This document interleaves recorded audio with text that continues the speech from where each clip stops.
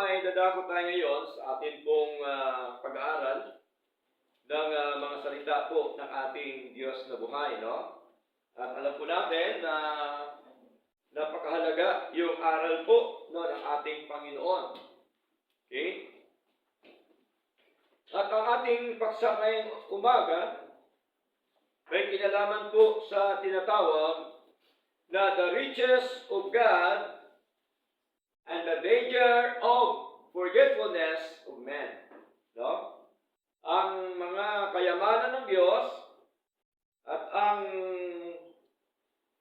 delikadong pagkakalimot no, ng mga tao. Of course, saan? Sa ating Diyos. Okay? So, dito po ay ating pag-aralan ang ating binasa kanina sa aklat po ng Deuteronomy chapter 8. Okay? Verse 1 up to verse 20 po ito. At atin pong summarize lang po ito sapagkat mahaba po ito mga kapatid. Okay? At nais ko lamang pong ibigay sa inyo ang background dito na aklat po ng Deuteronomy mga kapatid. Ito po ay sinulat po ni Moises during the time, no? Na kung saan po ay dito po nakatala ang mga nangyayari doon po sa lugar ng Ehipto na kung saan ay hinango po ng ating Panginoon yung mga Israelita during the time. Okay? Kaya po ay napakahalaga po ito sapagkat ito po ay isang salamin no, sa ating mga buhay na kung saan po yung araw na ito ay atin po makita na ito pala ay napakahalaga na atin pong itong isa pamumuhay sa atin pong paglilingkod na ito. Okay? At alam po natin na ang Diyos natin pinalingkuran ay mayamang Diyos. Amen po? Mayaman po ba ang Diyos natin? Amen. No? Mayamang Diyos po siya at siya po ay Diyos na may-ari po no, ng lahat ng mga bagay sa buhay po natin at hindi lamang po sa buhay natin kundi sa lahat po ng mga nakita ho natin, siya po ang may-ari po niyan. Okay? Siya po yung may gawa po niyan lahat mga kapatid. Kaya po, merong tatlong bagay na nais ko pong ibahagi po sa inyo mga kapatid. Dito po sa yung number 1, yung tatlong bagay na napakahalaga. Number 1, ay bago sila pinagpala po ng Diyos, meron pong tinatawag po na utos ang ating Panginoon. Okay? Kaya number 1, ye observe to do the commandments of God. So, kailangan lang gawin, ito ang mga kautusan no, ng ating Panginoon. At alam po natin yung word na commandments in the Old Testament ay meron pong 137 times na binanggit po yung ating Panginoon tungkol po sa kautusan o mga kautusan. Sa Bagong Tipan naman, 30 times na binanggit po no, ng ating Diyos. Ito po yung word na commandments. Okay? So, ibig sabihin, marami kasi importante po ito sa ating pong paglilingkod sa ating Diyos. Okay? So, ano po ba ang sinabi po ng ating Panginoon during the time na ang kanyang kausap po dito ay ang mga Israelita. No? Nung time po na yon, na kung saan po ay kanyang hinango po ito sa Ehipto, mga kapatid. Okay? Kaya sabi po dito, mga minamahal, sa verse 1, basahin po natin sa wikang Tagalog para atin pong maintindihan mga kapatid. Deuteronomy chapter 8, verse 1, sabi po dito, ang lahat ng utos na aking inuutos sa iyo, sabi ni Lord, sa araw na ito, ay inyong isasagawa, no? Upang kayo'y mga buhay at dumami at inyong mapasok at ariin ang lupain na isinumpa ng Panginoon sa inyong mga magulang. So dito, meron pong tinatawag na observe to do the commandments of God. Kailangan talagang gawin, no? Obligado. Sabi po ng banal na kasulatan, mga minamahal. Okay? Ano pa pong sabi dito, mga kapatid? Ituloy ho natin sa verse 2. Sabi po ni Lord, at iyong alalahanin ang buong paraan na pinatnubay sa iyo ng Panginoon mong Diyos nitong 40 taon. Kasi naglalakad po sila mula sa Egypto, papunta po sa Promised Land. Okay? Imbis na 40 days lang nilalakarin yung mula sa Egypto patungo po sa Promised Land, naging ilang taon po? Naging 40 years. No? Napakalaking diferensya. No? Bakit matagal?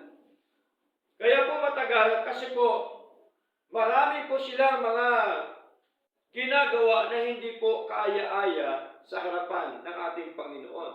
Okay? At bukod doon, sila po ay sumasamba pa rin sa tinatawag po na Diyos-Diyosa na kahit po alam nila na ang Diyos na ito na naghango sa kanila sa ito ang tunay at totoong Diyos. Okay? So, ano po nangyari dito, mga kapatid? Tuloy natin, mga minamahal. At iyong alalahanin ang buong paraan na ipinatnubay sa iyo ng Panginoon mong Diyos nitong 40 taon sa ilang upang kanyang mapakumbaba ka at subukin ka na maalaman kung ano ang nasa iyong puso kung iyong gaganapin ang kanyang mga utos o hindi. Tingnan niyo po Noong unang panahon pa, may kalayaan ng tao. Maglingkod sa Diyos, sumunod sa Diyos o hindi. Pero, yung taong ba ito na naglilingkod sa Diyos at saka hindi naglingkod sa Diyos, parehas lang po ba ang benepisyo na ibigay ng Diyos sa kanila? Siyempre, magkaiba. No? Magkaiba. Okay? So, ito po ay pagsubok sa kanila na binigay po ng ating Diyos. Sabi ni Lord, para sila ay magpakumbaba sa kanilang mga puso. Kaya po may utos po si Lord. No? Verse 3. At ikaw ay pinapakumbaba niya at ipinagdamdam kanya ng gutom at pinakain kanya ng mana. Okay? Kasi sa ilang po sila naglalakbay, no? Na hindi mo nakilala, ni nakilala ng iyong mga magulang, upang kanyang maipakilala sa iyo na hindi lamang sa tinapay nabubuhay ang tao, kundi sa bawat bagay na nagmumula sa bibig ng Diyos. Naalala niyo po ba yung Matthew chapter 4 verse 4? Anong sabi ni Lord doon nung tinempo siya ng diablo? Ni Satanas, anong sabi ni Lord?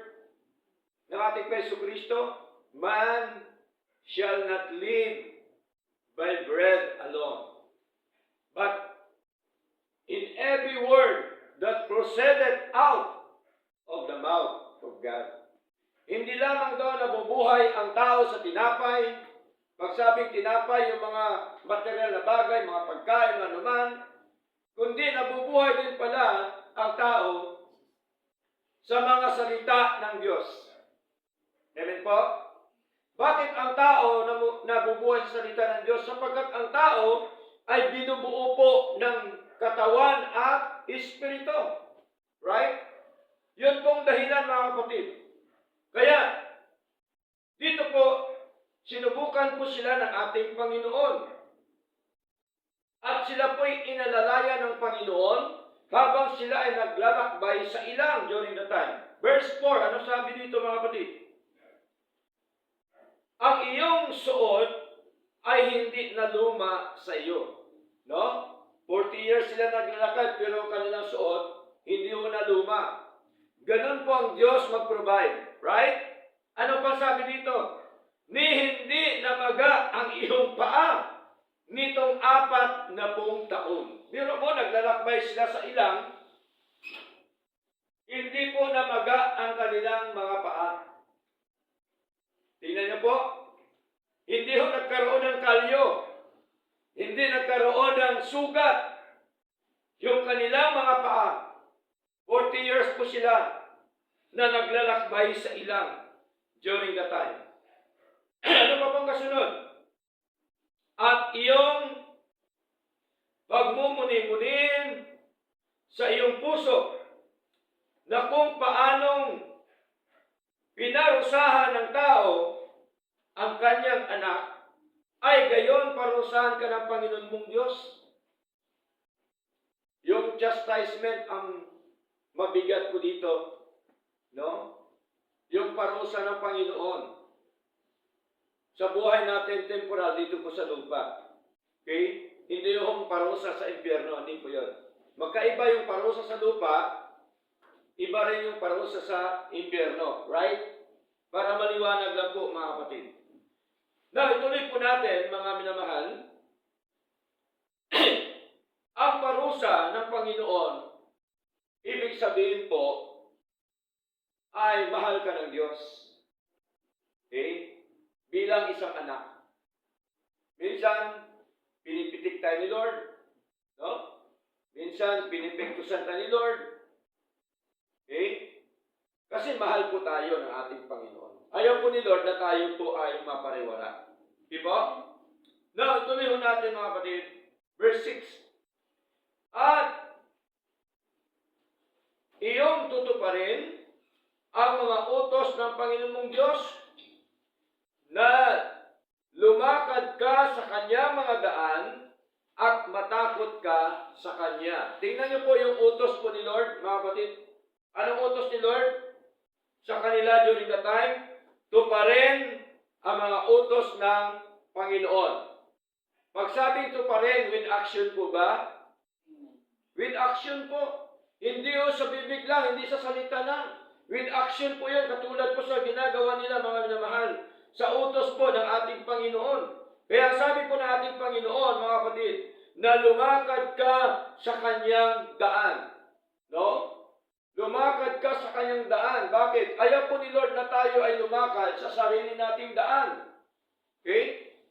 Sapagkat ang sabi po ng ating Panginoon, sa aklat po ng Isaiah chapter 55, kung inyo po nalala nakaraan, binanggit ko po sa inyo, mga kapatid.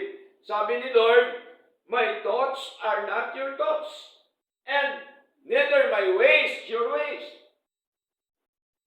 Ang kaisipan ko, sabi ni Lord, hindi niyo kaisipan. Ang mga daan ko, hindi niyo daan. Sabi po ni Lord. Kaya dapat tayo ang sumunod sa Panginoon. Amen po? Hindi yung Panginoon ang susunod sa atin. Right?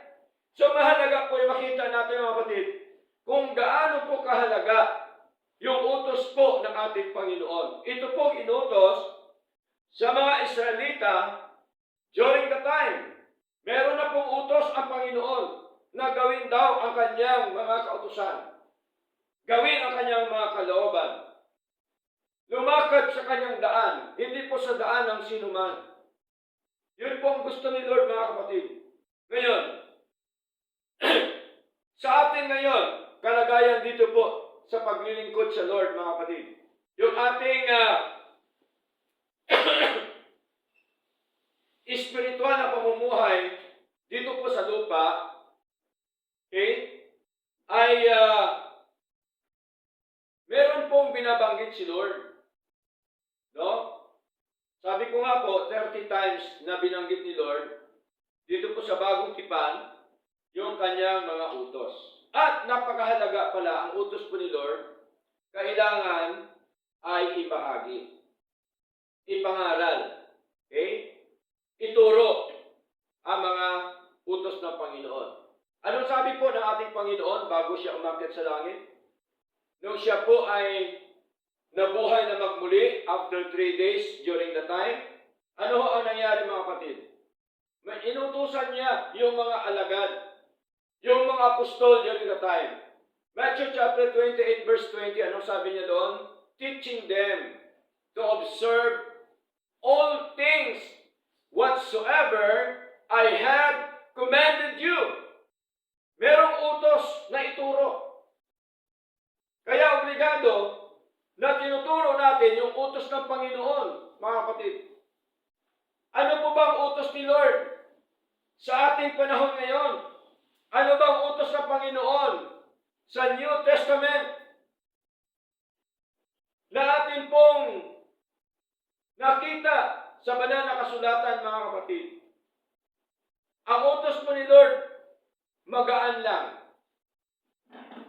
Mabigat po ba ang utos ni Lord o magaan? Magaan lang po ang utos ni Lord. Ang utos po ni Lord, hindi mo naman yan katulad ng pasalin na kahoy na papasanin mo, kaya mabigat, hindi po. Okay? Magaan lang po ang utos ng ating Panginoon.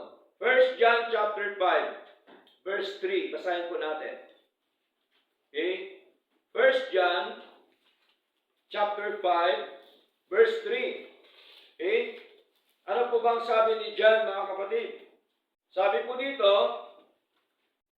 sa 1 John chapter 5, verse 3, for this is the love of God, that we keep His commandments, and His commandments are not grievous.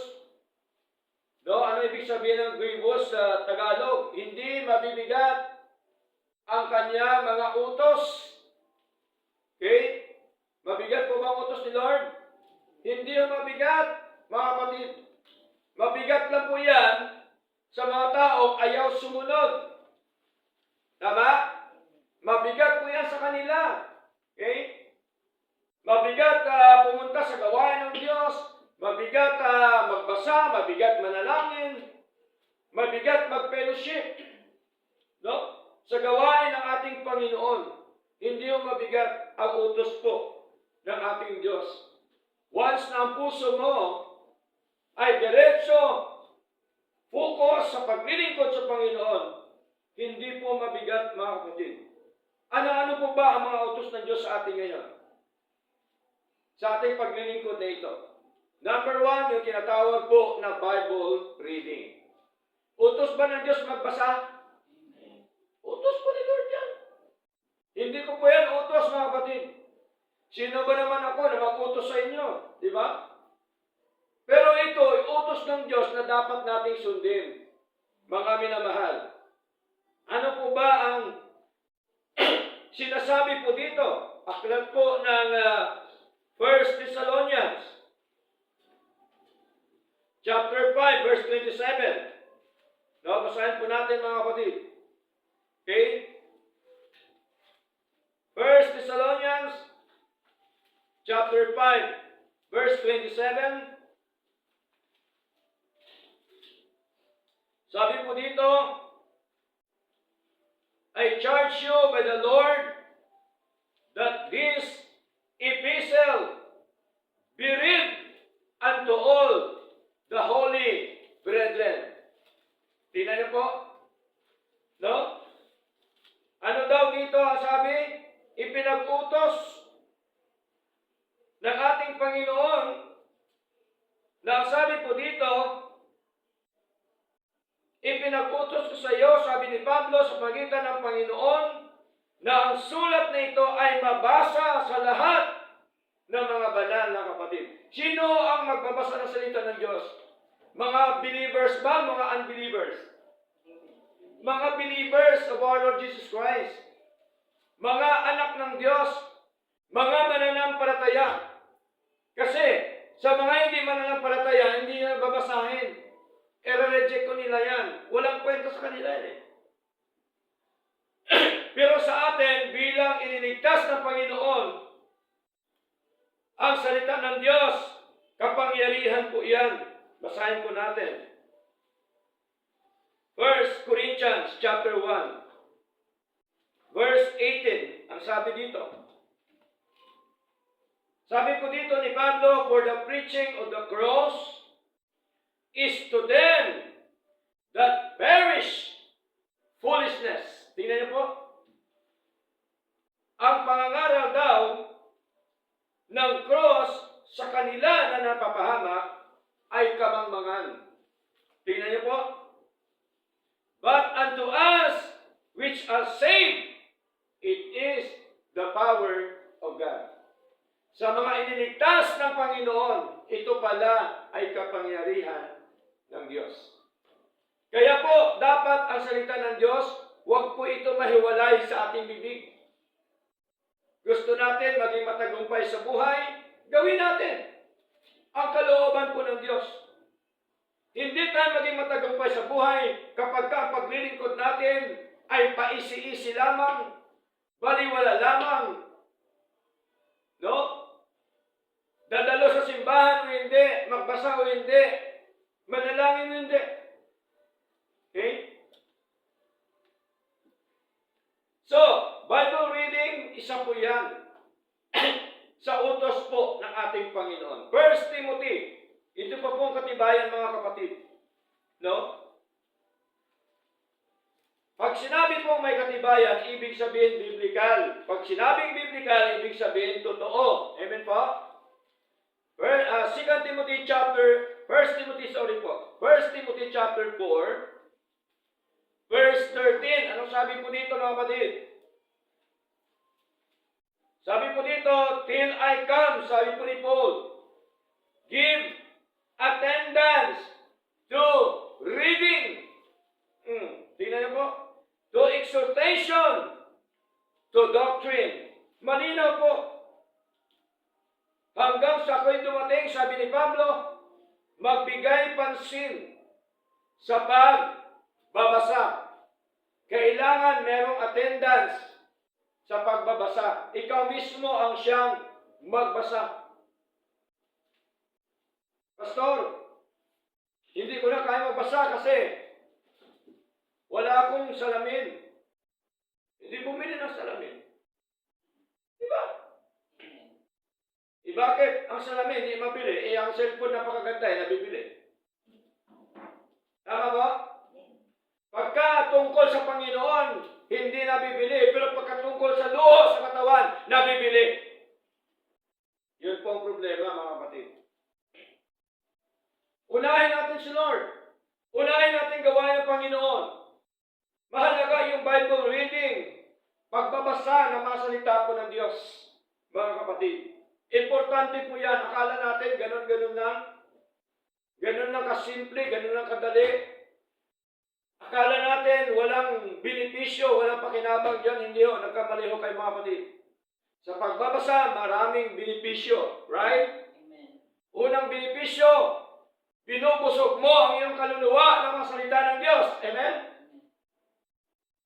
Pangalawa, tinuturuan ka ng Diyos kung paano mamuhay ng maayos, matuwid, tunay at totoo sa kanyang harapan.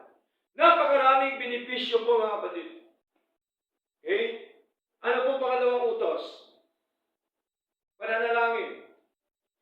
Prayer, mahalaga. Nananalangin pa po ba tayo? Mahalaga po yung pananalangin mga kapatid. Magbigay tayo ng oras, panahon sa Diyos, mga minamahal. Okay? Sapagkat utos talaga ng Diyos na tayo po ay manalangin, mga kapatid. Kaya sabi niya, pray without ceasing. Manalangin na walang patid.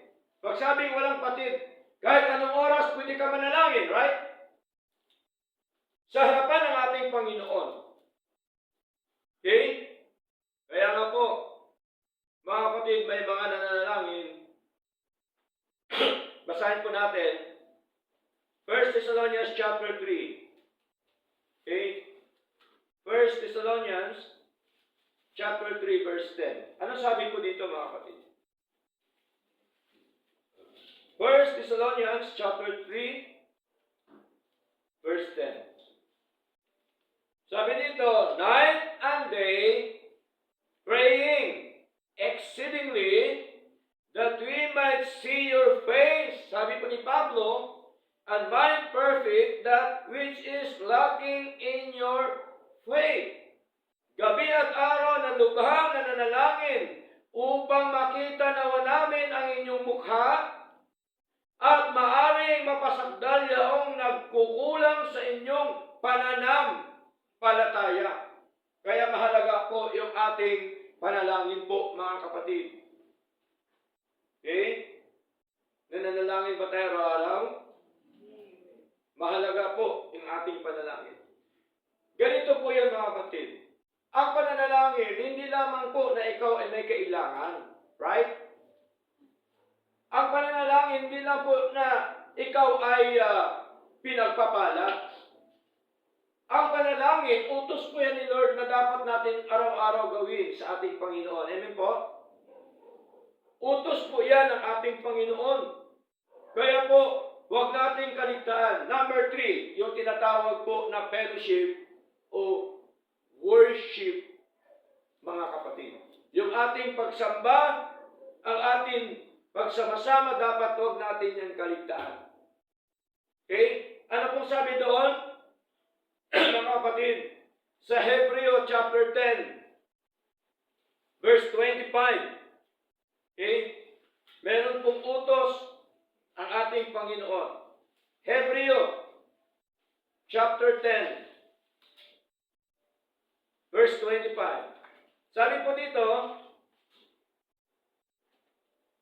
not forsaking the assembling of ourselves together, as the manner of some is, but exhorting one another, and so much the more as we see the day approaching.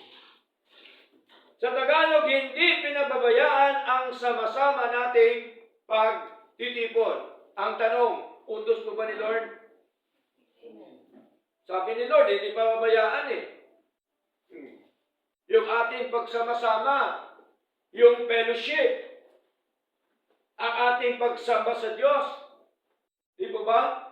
Kaya nga may araw ng pagsamba kasi doon po tayo sama-sama na sambahin yung ating Diyos na buhay. Ganun po yung utos ng Panginoon sa bagong tipan at ang kanya namang utos sa lumang tipan na siya lamang din po ang sambahin. Right? Ayaw po ng Diyos sa lumang tipan na sambahin yung mga Diyos-Diyosan. Ganon din po sa bagong tipan. Huwag din po natin sambahin ang Diyos-Diyosan. Tandaan po natin, ang isang bagay na masigit pa na minahal mo sa Diyos, Diyos-Diyosan po yan, kapatid. Amen po? Yung isang bagay na mas higit mo pa minahal kaysa ating Panginoon, Diyos-Diyosan po yan. Tinutukoy doon sa Colossians chapter 3, pinag-aralan po natin yan nung last Sunday, mga kapatid. Kaya, ganito po ang utos ng Panginoon sa mga Israelita during the time, wala hong pagkakaiba sa utos din po ng ating Panginoon sa panahon po natin ngayon. Sapagkat ang Diyos ay hindi po nagbabago mula noon, ngayon, at magpakailanman. Okay? So alam mo ba na mahalaga na magbasa ng salita ng Diyos, manalangin, at dumalo sa gawain po ng ating Panginoon. Hindi po mabigat ang utos po ng ating Panginoon. Ang totoo niyan, once natin pong binabasa, pinapakinggan, sinapamumuhay ang salita ng Diyos, sabi ni Lord, mapalad po tayo. Basahin po natin Revelation chapter 1 verse 3. Ano po bang sabi po dito, mga kapatid? Sabi po ni John, Revelation chapter 1 verse 3, Blessed is he that readeth, and they that hear the words of this prophecy, and keep those things which are written therein, for the time is at hand. Sino daw mapalad? Yung bumabasa, nakikinig, at tumutupad ng mga salita ng hulang ito. Pag sabing salita ng hulang ito, ito po yon, ang balumbo ng aklat ng ating Panginoon. Ito po yon ang Biblia, mga kapatid. Ito po yon ang salita po ng Diyos. Mga minamahal. Kaya napakahalaga po.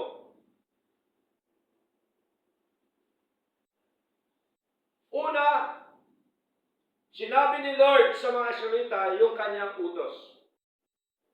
Okay? Pero tingnan niyo po, nung inutos ni Lord, pinagpapala sila ni Lord, mga kapatid. No, number 1, ye observe to do the commandments of God. Number 2, the blessings of God were given. Binigay ng Diyos yung mga pagpapala. Tingnan niyo po. Di po ba? Kaya nung pinag-aralan natin nakaraan, lagi natin sinasabi na ang Diyos natin ay mayamang Diyos. Amen? Ang pagpapala ng Diyos ay hindi po yan maubos. Amen po? Naubos bang pagpapala ng Diyos? Hindi natin kaya ubusin po yan. Kaya nga may pinag-aralan tayo, di ba? Na the blessings of the Lord are overtaking. Tingnan niyo po, di pa nakalimutan ni nanay. Overtaking. Nasa sa atin na agad yun, mga kapatid. No? Biblical po yun, mga minamahal. Okay? Ano pa? Overloading and overflowing. Sila din po pinagpala ng Diyos, mga kapatid. Basahin po natin verse 7 ng Deuteronomy chapter 8. Sabi dito, sapagkat dinala ka ng Panginoon mong Diyos sa isang mabuting lupain.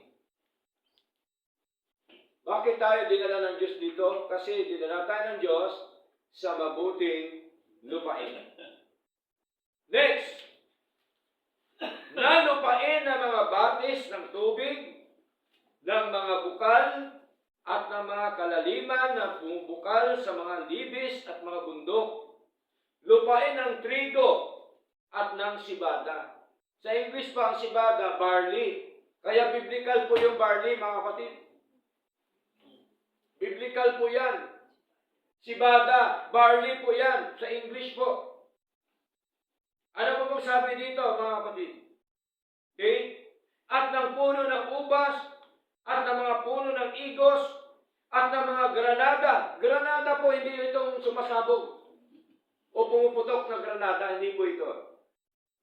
Ang granada, isa po itong uri ng prutas. Okay? Ano pa po? Sabi pa po dito, mga kapatid, hindi lamang granada, lupain ng mga puno ng olibo. Sa English pa ay olive oil, baliktad. Yeah? Kaya di ba may nabibili tayong olive oil? Ano pa po? Mga kapatid, ituloy ho natin. At ng pulot. Di ba? Kaya pag pumunta ka ng Tinggalan, doon ka pa lang sa cottage mo, pupuntahan ka na, bili ka po ng pulot. Bili ka po ng honey. Sabi ng nagbebenta. Okay? Meron akong nakilala o kasama noon, agad-agad na bumili. Napakarami pa. Kamukat-mukat nung pagdating sa bahay, aba, puro pala asukal. Yan. Ang tunay na honey, okay, ayon sa aking pagsasaliksik, mga kapatid. At ito din, pagsasaliksik ng ibang mga kapatid. Pagka sinindihan mo ang tunay na honey, liliyag po. Ang hindi tunay na honey, hindi pwede liyag. Yun pala ang palatandaan. Okay? So, pulot, verse 9, lupain na kinakainan mo ng tinapay na di kapos, na walang magkukulang sa iyo roon. Lupain na ang mga bato ay bakal, di ba? May mga lupain na ginagawang bakal. Tama po? Ano pa po? At ang kanyang mga burol o burol ay makukunan mo ng tanso. No? Muntik na naman sa Forest Lake. Diba? Burol. Diba? Nakukuha na ng tanso. Verse 10, at kakain ka at mabubusog ka. At iyong pupurihin ang Panginoon mong Diyos. Dahil sa mabuting lupain na kanyang ibinigay sa iyo. Tingnan niyo po, kapatid. Napakaraming pagpapala ng Diyos sa kanila. Ang lahat na ito na sinabi ni Lord na pagpapala, galing po ito sa lupa. Amen po? Tandaan po natin, ang ating ngayon kinakain na ito galing po sa lupa. Bunga ng lupa. Mga ingredients, galing po yan sa lupa. Yung bigas, kinakain natin, saan galing? Lupa. Oh. Prutas, saan galing? Lahat yan, kapatid, galing sa lupa. Kaya sabi ni Lord kay Adan, nung nakasala, kainin mo ang pagkain na iyong pagpapawisan. Kaya obligado pala na pagka ang kinakain natin, pinagpapawisan. Hindi galing sa scam. Right? Hindi galing sa droga o anuman. Pinagpapawisan. Pinaghihirapan. Ang binigay ni Lord, napakarami po, mga kapatid. Okay? Tubig, saan galing? Lupa. Ba? Yung ginagawang bakal, saan galing? Lupa din. Mga binigay ni Lord, lahat. Ito po ay nanggaling sa lupa. Binigay niya tubig, yung barley. Kaya kung sino pong gusto ng barley, meron tayong bibilihan yan. Diba? Biblical po yung barley. Ito pong mahusay sa katawan ng tao. Ano pa? Yung ubas, puno ng ubas. Diba? Yung puno ng igos, granada. Galing yan sa Lord. Galing mga sa lupa yan na binigay ng Diyos. Honey, tinapay. Ano po bang ginagawa ng harina? Saan galing? Tinanim sa lupa. Lahat po yan sa lupa. Kaya ang tao uuwi din sa lupa. O tinapay. Paggawa ng tinapay, galing din po yan sa lupa. Mga bunga yan na ginawa na lang.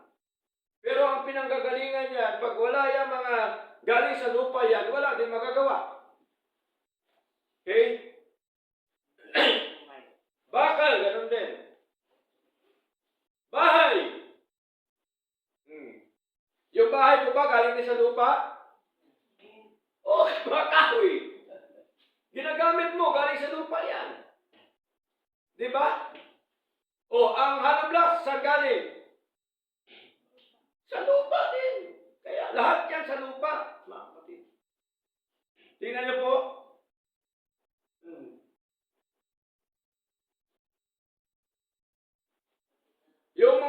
lupa, saan nabubuhay? Sa lupa din. Ang kinakain mga damo. Ginto. Saan kinukuha ang ginto? Lupa rin. Kaya nga may mga naghuhukay. Diba? Ang lahat po niya mga kapatid, sa lupa, binigay po yan ng Diyos, mga minamahal. Ganun po magpala yung ating Diyos na buhay. Kaya nga po sila pinagpala. Sa panahon natin ngayon, mga kapatid, pinagpapala din po tayo ng Diyos. Pinagpapala ba tayo ng Lord? Delikado pagka hindi. Okay? Una, pisikal ng katawan natin, buhay natin. Galing pa kay Lord? Galing ba sa lupa? Sa lupa. Bakit no? Grabe no? Galing sa lupa lahat. Tapos babalik sa lupa. Uuwi din sa lupa. Di ko. Okay? Yung physical nating katawan. Pero yung ating kaluluwa, kasama na incorruptible body, doon po yan kay Lord. Okay? Ito lang po yun, yung kasalukuyan natin ngayong katawan. Okay? Ano pa po binigay ni Lord sa atin? Lahat na. Kalusugan, malakas tayo, masigla tayo. Bigay po yan ng Diyos, kapatid.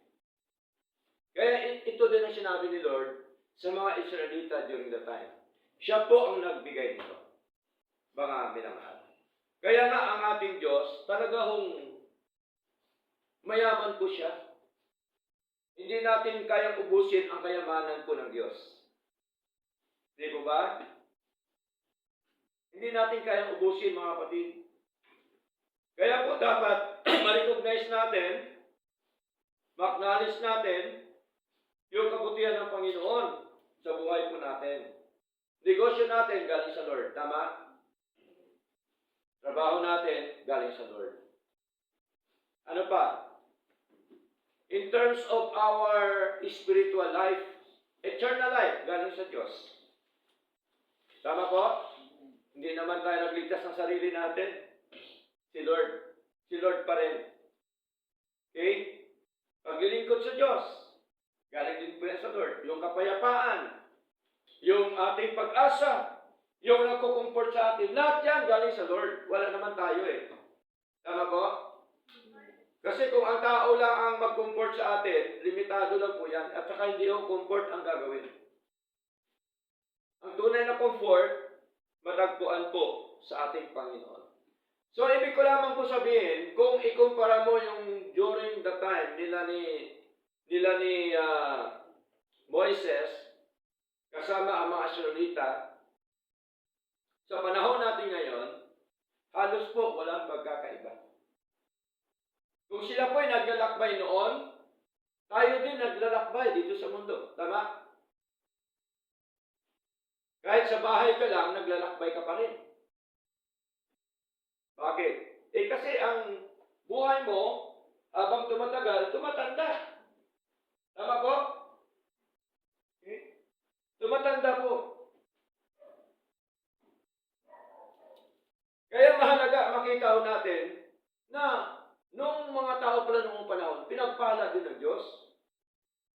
Sinamahan din ng Diyos sa kanilang paglalakbay. Kasi nga, gusto talaga ni Lord, dalhin sila saan? Sa promised land.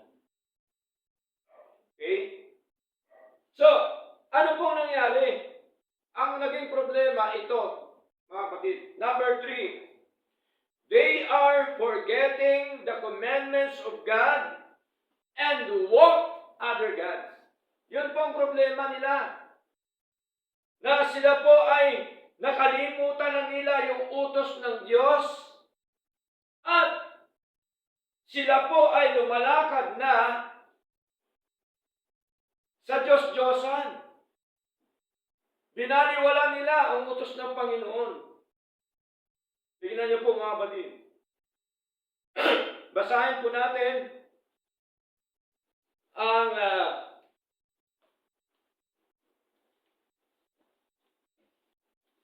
verse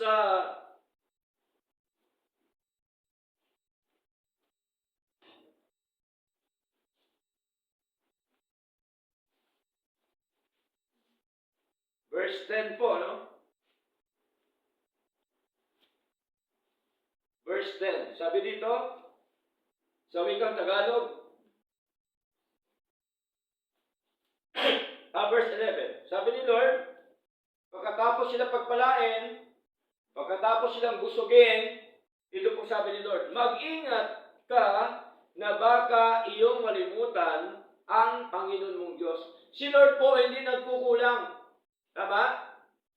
Lagi ho siya nagpapaalaala po, mga kapatid. Maging sa atin, ganon din. Sa hindi mo pagtupad ng kanyang mga utos at ng kanyang mga kahatulan at ng kanyang mga palatuntunan na aking inuutos sa iyo sa araw na ito. Kaya sabi ni Lord, beware, mag-ingat. Mag-ingat. Verse 2, verse 12.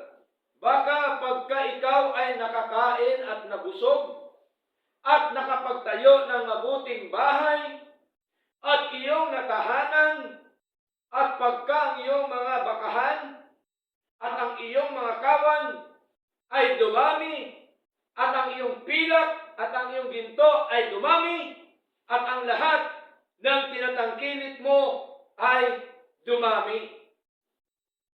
Kaya, ito po, pinaalala ni Lord sa atin, yung pag-aasenso ng isang mananampalataya. Yung pinagpala po siya ng ating Panginoon.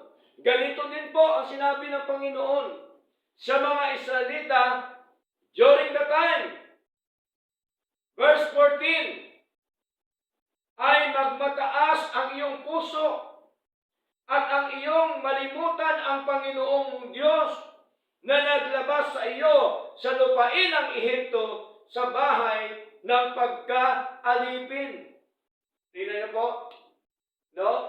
Kaya may warning si Lord, may babala si Lord, na baka daw sila ay makalimutan nila yung ating Panginoon, ang mga utos po ng Diyos. Okay? At ang sabi ni Lord, baka magpakataas na siya sa kanyang sarili dahil nga po pinayaman na siya ng Panginoon. Okay? Kaya nagmataas na yung kanyang puso sa harapan ng Panginoon.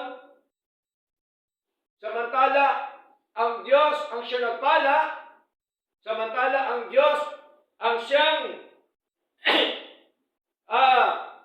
naglabas sa kanya sa pagkaalipin.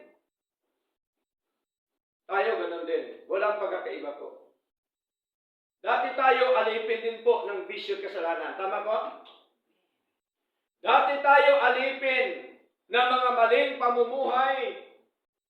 Alipin ng maling katuruan. Alipin ng mga maling buhay sa mundong ito. Ngunit salamat sa Diyos sapagkat tayo po ay hinango ng Panginoon doon. Amen po? Tayo po ay pinawala ng Panginoon doon sa atin pong pagkaalipin. Tingnan niyo po kung gaano kabuti ang Diyos, mga kapatid. Okay?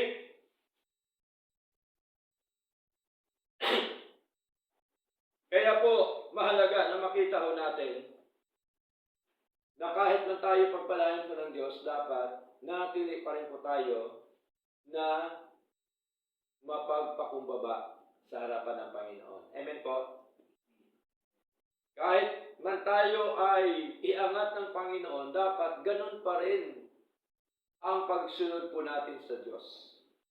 Ganun pa rin ang ating paglilingkod sa ating Panginoon. Okay, ano pa po sabi dito? Verse 15, na siyang pumatnubay sa iyo sa malaki at kakilakilabot na ilang na tinatahanan ng mga makamandag na ahas at mga alakdan at uhaw na lupa na walang tubig na siyang naglabas sa iyo ng tubig mula sa batong pingkian. Verse 16, na siyang nagpakain sa iyo ng mana sa ilang na hindi nakilala ng iyong mga magulang upang kanyang mapangumbaba ka at kanyang subukin ka na pabutihin ka sa iyong wakas. Tandaan po natin ang pagsubok ng Diyos dalawa. Minsan sinusubukan tayo na tayo po ay pahirapan. Tama? Sa pagpapahirap. Sinusubukan din tayo ng Diyos na tayo po ay inaangat. Tama? Kasi titingnan niya ang puso mo eh. Di ba ba? Titingnan niya kung totoo ka sa Kanya. Doon po kasi nakikita ni Lord, mga kapatid. Okay? So, ganun din po dito. Kaya sabi po ni Lord, ay susubukin ka. No? Verse 17, ano sabi?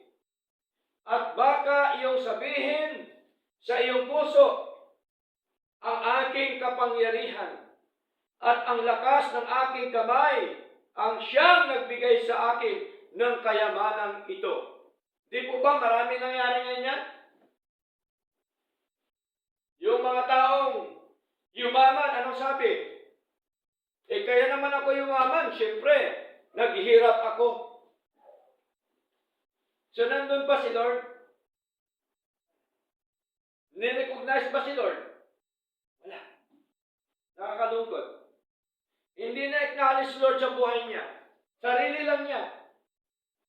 Kung hindi dahil sa negosyo ko na yan, kung hindi dahil sa trabaho ko na yan, kung hindi dahil sa mga ganyan, aba, hindi ako mayaman ngayon.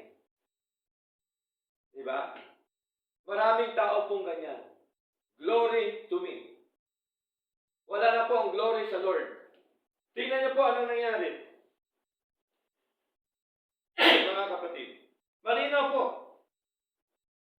Nasabi po ng ating Panginoon,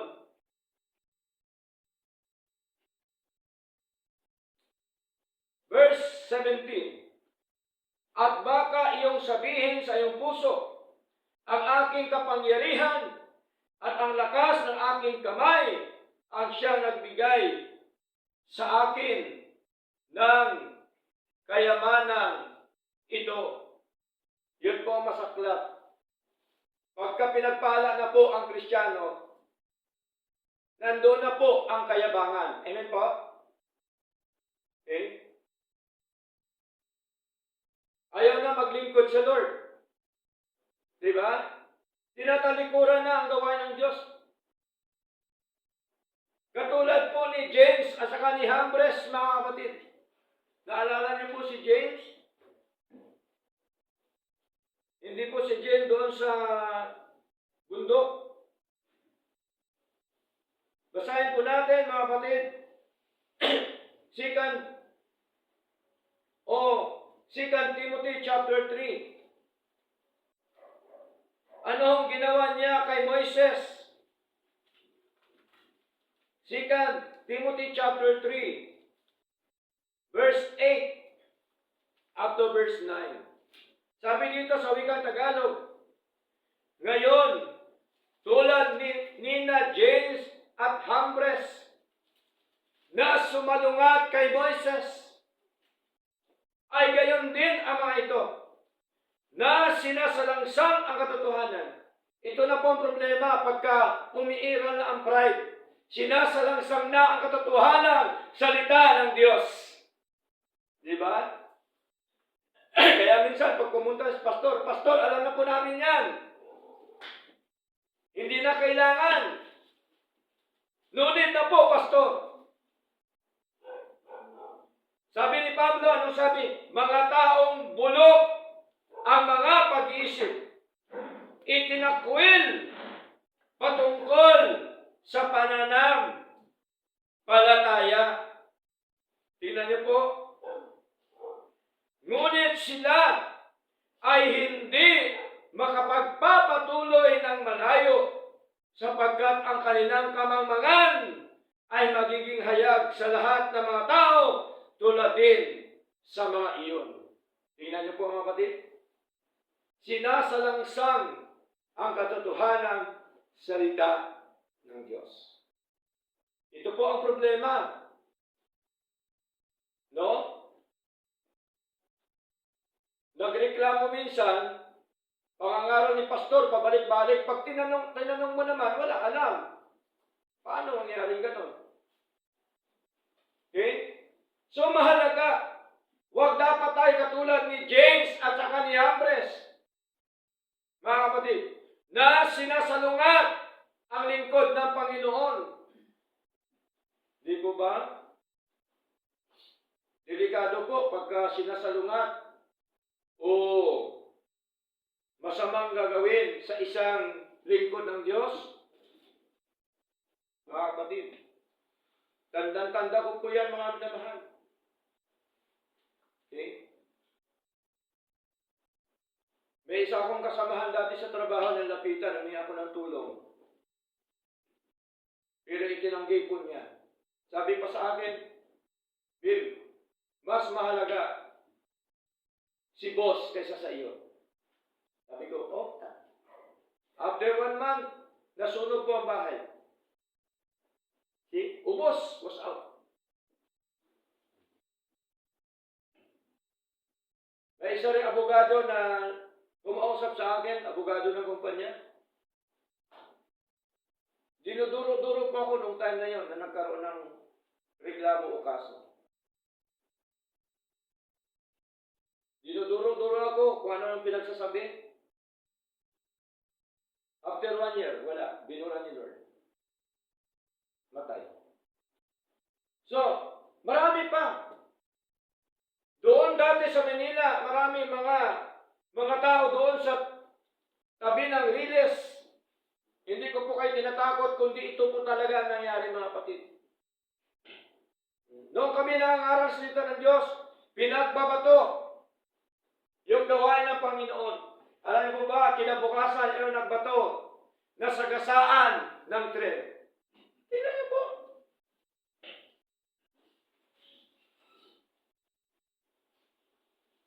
Tamang sabi ni Lord, don't touch my anointed. Huwag mong galawin ang aking pinahiran o ang aking lingkod. Okay? So, katulad po nito kay James at saka kay Jambres. Hindi lamang po yun. Basahin din natin ang buhay po ni Demas. Mga kapatid. 2 Timothy chapter 4, verse 10. Sabi po ni Pablo, sapagkat pinabayaan ako ni Demas na inibig ang kasalukuyang sanglibutang ito tumungo sa Tesalonica. Tingnan niyo po, sa wikang English po, mga kapatid, for Demas hath forsaken me, having loved this present world. Tinalikuran niya ang gawain ng Diyos. Tinalikuran niya ang lingkod ng Diyos. Dahil iniibig na niya ang mga gawang makasanlibutan. Kaya delikado po. Kaya ang totoo niyan, maraming mga mananampalataya ngayon na Demas. Di masyadong nagbabasa. Diba? Demas din po yan. Di masyadong nagbabasa. Di masyadong nananalangin. 50-50. Delikado po, mga kapatid. Di masyadong dumadalo. Demas din po yan. Diba? Kaya wag natin tularan si Demas. Bakit? Kasi bandang dulo, iiwanan mo na ang Diyos. Amen? Ang problema ito. Pagka iniwanan mo na ang Diyos dahil akala mo, mayaman ka na, maganda ng buhay mo, okay naman, mapayapa naman kami, wala naman nangyari, kahit na siguro hindi na ako maglingkod. Ganun pong katiwiran ng marami. Pero kapatid, nagkamali po kayo. Sapagkat, tandaan po natin, sinusubukan lang po tayo ng Diyos. Amen po? Basahin po natin, mga minamahal. Deuteronomy chapter 8, verse 18, anong sabi ni Lord sa mga Israelita during the time? Kundi iyong alalahanin ang Panginoon mong Diyos, sapagkat siya ang nagbigay sa iyo ng kapangyarihan, hindi ikaw, kapatid, kundi ang Diyos ang nagbigay ng kapangyarihan upang magkaroon ka ng kayamanan. Sino ang nagbigay? Ang Diyos. Hindi po yung lakas mo, hindi yung galing mo, hindi yung sipag mo, hindi yung kung ano-ano yung ginagawa, kundi ang Diyos ang nagbigay sa atin ng kayamanan. Kaya anong sabi po dito? Upang kanyang papagtibayin ang kanyang tipan sa kanyang isinumpa sa iyong mga magulang, gaya nga sa araw na ito. Verse 19, at mangyayari na kung iyong kalimutan, ito na kung iyong kalimutan ang Panginoon mong Diyos at ikaw ay susunod sa ibang mga Diyos. Problema pag nakalimutan na yung Diyos ang Panginoon, at saka siya na po ay susunod sa ibang Diyos, at iyong paglilingkuran sila at iyong sasambahin sila. Diba? Kasi wala ka na sa tunay na pagsamba sa Lord, kaya yun na rin ang iyong sinasamba. Yung iyong kayamanan o anumang mga biyaya, pagkapala na binigay ng Diyos sa iyo. Kaya sabi yung dito, at iyong sasambahin sila ay aking pinatutuhanan laban sa inyo sa araw na ito, na kayo'y tunay na malilipol. Ano mangyari sa kanila? Malilipol. Tanggalin na sila ni Lord sa mundo. Katulad po na nangyari sa panahon ni Noe, mga kapatid. Di ba ba? Dahil nakita ni Lord na matindi na ang kasalanan ng mga tao, ayaw na maglingkod sa Lord. Anong ginawa ng Diyos? Ginunan niya ang unang mundo sa pamamagitan ng baha. May natira po ba? Meron. 8 kataong natira. Pamilya ni Noe ang natira. Bakit? Sapagkat sila lamang ang naniniwala sa Diyos. Diba? Noong ginagawa ni Noe ang daong, nangaral na si Noe. Pagkatapos nito, ay sumakay na kayo sapagkat gugunawin na ng Diyos ang mundo sa pamamagitan ng baha. Para bagang sa panahon natin ngayon. Pinapangaral ang salita ng Diyos para tayo maligtas sa temporal na buhay na ito.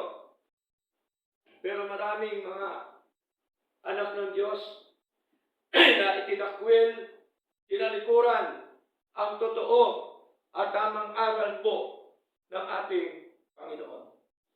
Sodoma at Gomora, ganun din. Bakit po ginuna ng Diyos? Dahil talamak ang kasalanan ng mga tao roon during the time. Ang umpisa lang doon, mga kapatid, tumalikod sa Panginoon hanggang sa nawala na, hanggang sa napariwara na, hanggang sa kinalaban na ang Diyos. Wala po yan pagkakaiba. Sa buhay natin ngayon, sa paglilingkod natin sa ating Panginoon ngayon, lilipulin tayo ng Diyos. Yung iniipon mo bang kagapala na pakinabangan mo pag nilipol ka na ng Diyos? Madadala po ba natin? Hindi po. Hindi po. Hindi yung sinasabi ni Lord na huwag kang magtrabaho, huwag kang magnegosyo, huwag kang kumita. Hindi yung sinasabi. Dapat nga sabi ni Lord, magpasipag tayo Pero, iba na po yung usapan kapag ka ang ginagawa mo puro na ng trabaho, negosyo, right? Wala na po panahon ang Panginoon sa buhay mo. Yun pong delikado, mga kapatid. Kaya paalaala po ito ng ating Panginoon sa atin. Verse 20. Kung paano ang bansang nilipol ng Panginoon sa harap ninyo, ay gayon kayo malilipol sapagkat hindi ninyo dininig ang tinig ng Panginoon ninyong Diyos. Ilang beses sila binigyan ng instruction ni Lord? Tatlong beses na huwag nilang kalimutan ang utos ng Panginoon. Ngunit kinakalimutan pa rin po nila, mga kapatid. Nung sinabi ni Lord na kung paanong bansa na nilipol ng Panginoon, ito pong bansang Ehipto. Yung lahat ng mga sumunod doon kay Moses, doon po sa hinating dagat, pinahamak po sila doon ng ating Panginoon. Kaya nga po, mga kapatid, napakahalaga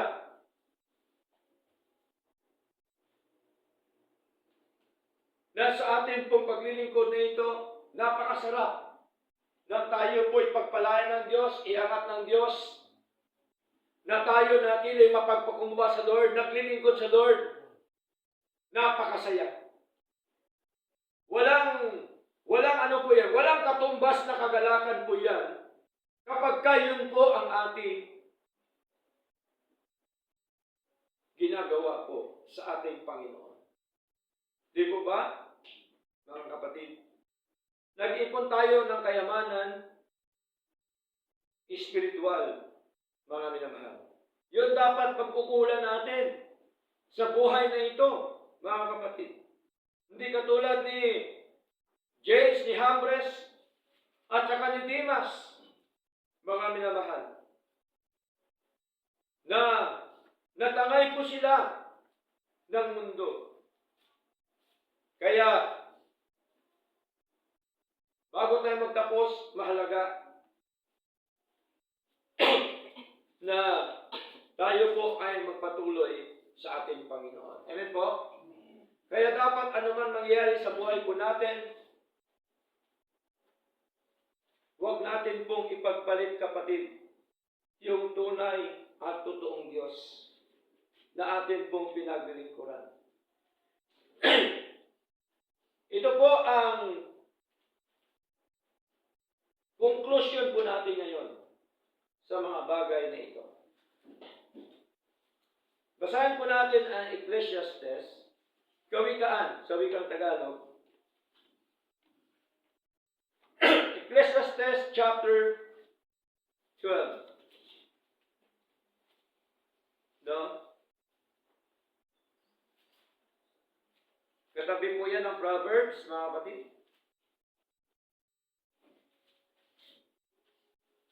Ecclesiastes chapter 12, verse 13. Anong sabi dito? Sa wikang Banyaga, let us hear the conclusion of the whole matter. Ito na po. Ito ang wakas ng bagay. Lahat ay narinig. Ito na ang conclusion. Anong conclusion ni Lord? Fear God and keep His commandments. Anong conclusion ni Lord? Sa ating pinag-aralan, mga kapatid, matakot sa Diyos at sundin ang kanyang mga utos. Ano pang sabi? For this is the whole duty of man. What is the whole duty of man, of God? Fear God and keep His commandment. Ito pala ang buong katungkulan ng mga tao. Sino mga tao? Mga tao ng Diyos. Na matakot sa Diyos at sundin ang kanyang mga kautusan. Yun na pong conclusion. Wala na po ibang conclusion, mga kapatid. Ito na po yun.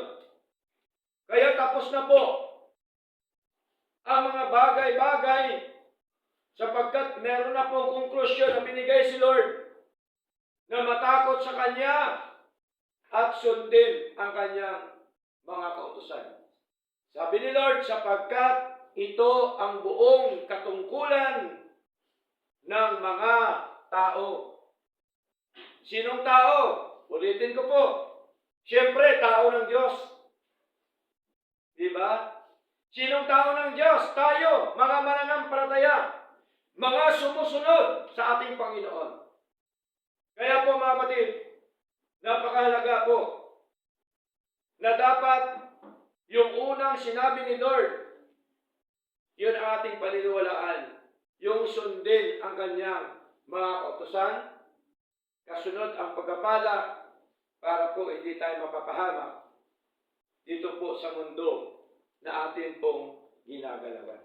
Purihin pong Panginoon, nawa isang hamon po sa atin at nagbigay po ng encouragement ang mga salita po ng ating Diyos. Dahil lahat po'y tumayo at tayo po'y awit.